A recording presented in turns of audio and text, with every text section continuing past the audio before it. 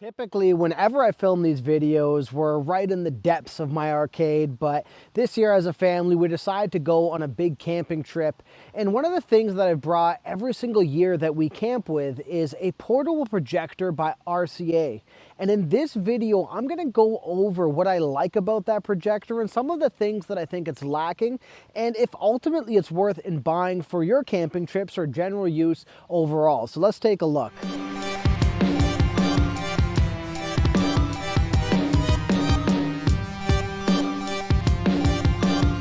I actually have a bit of backstory as to why I purchased a portable projector, and it wasn't just for camping. What actually happened was during 2020, everything had shut down in Canada, including outdoor activities like drive-in movie theaters. And I had actually planned to go see a movie with my son at that time, and they completely shut it down, refunded me my money, and unfortunately my son and I were both really looking forward to seeing this. So I decided, hey, I'm gonna figure out what I can do to supplement this and do something fun with my son. And as opposed to just bringing a TV outside and wiring it, I ended up looking into portable projectors, and I picked up this RCA one at that time period for about 150 bucks from Best Buy. And so throughout the years, we've ended up using this device for different applications, from camping to just backyard usage when we're having a fire. And so far we've been pretty happy with it throughout the years.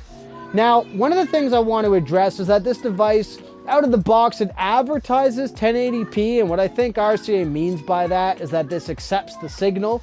However, all it's doing is up converting from 480p, which is the standard resolution that the device outputs. Further to that, the device comes out of the box with a remote and a charging cord. You charge the battery, it takes about an hour, 2 hours or so to get a full charge, and you can basically use it portably. One thing that I do like about this device is that you can use it both as like a Bluetooth speaker and as, of course, a projector. And as it stands, for simplicity's sake, it works pretty well. It connects pretty well to my devices when it comes to Bluetooth, and it also accepts USB, HDMI, and even VGA inputs on the backside of it. And as far as using the most common device that I've used, USB, it's been mixed. And what I mean by that is, for some reason, it seems to accept certain MKV, MP4 videos, but then in some cases the audio will play and sometimes it won't. Now, of course, using HDMI, it pretty much accepts anything and it works well. I've used it with my Xbox, I've used it with my computer. The downside, though, is the whole advantage to the device is that it's portable. And so when you're using it portable, you have to consider the fact that I can't just bring an Xbox outside and have no power source and plug it in and hope for the best. It won't work that way.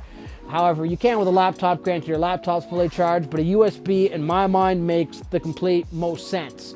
But the downside to that is whatever encoders that the device is using, it doesn't fully interpret them in some cases when it comes to audio. I'm sure there's something I'm missing there, but for layman's terms, it just doesn't seem to work ultra well for every video that I have that I'm pumping through this device.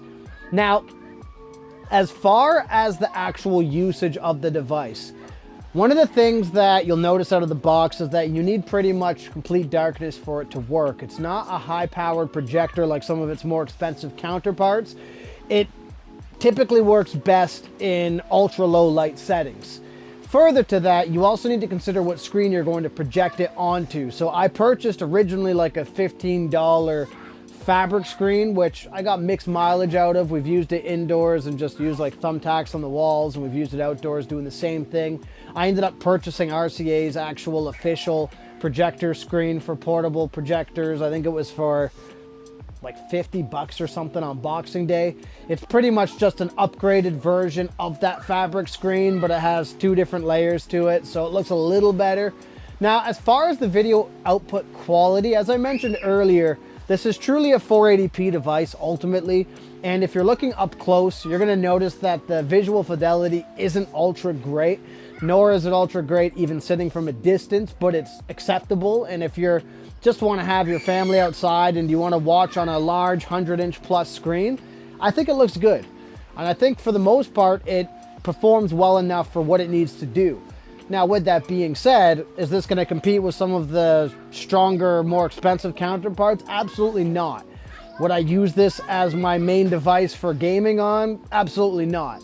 But as a novelty and as something I can use when I'm out camping and going out and about, I think this device does exactly what it's supposed to do. One knock, though, I do have about it is the sound itself isn't that loud. And what I mean by that is when you're watching a movie, it typically just does not get loud enough if people are even talking or rustling around, which can have some deficits. It's acceptable, but it can get a bit annoying, especially when you got a bunch of little ones running around. It can get a bit annoying that you can't really hear over them having a little bit of talking or chattering throughout the movie. Now, you can use an auxiliary cord and plug into something else if you want it to get louder. But again, I like the idea that this is all self-contained, and typically I wouldn't be bringing a secondary speaker with me for that purpose. Now, the last thing I want to address is the battery life.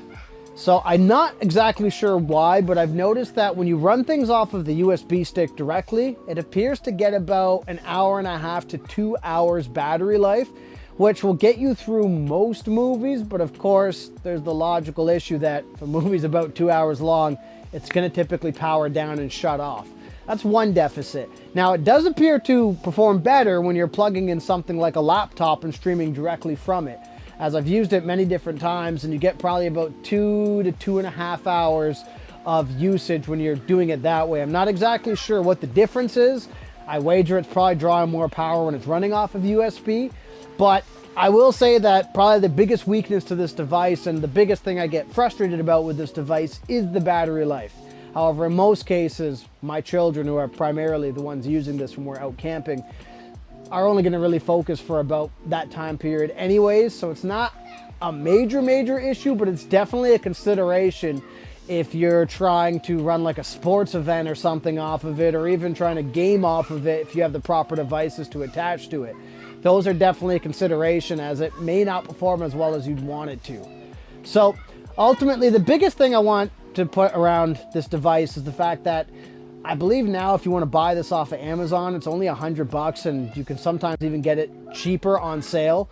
So for the price point, if you're like me and you want something that you're going to use occasionally for camping or outdoor use, I think there's a lot to love with this device, and I think it offers a lot of value for what it is.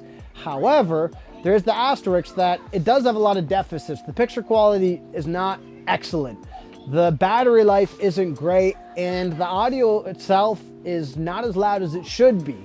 But again, for $100, to be able to have the experience of watching a film while you're outside or camping, I think there's a lot of value here for that price point, and I think this does a lot of good for what it is. So this is my review on my RCA portable projector. I know that I've seen some groups that I'm a part of ask about these types of devices, and I think if you know what you're going in with and you're going in with the right expectations, I think there's a lot to like about this device. However, you're not going to get a top tier video experience like you would with some of the more expensive devices on the market.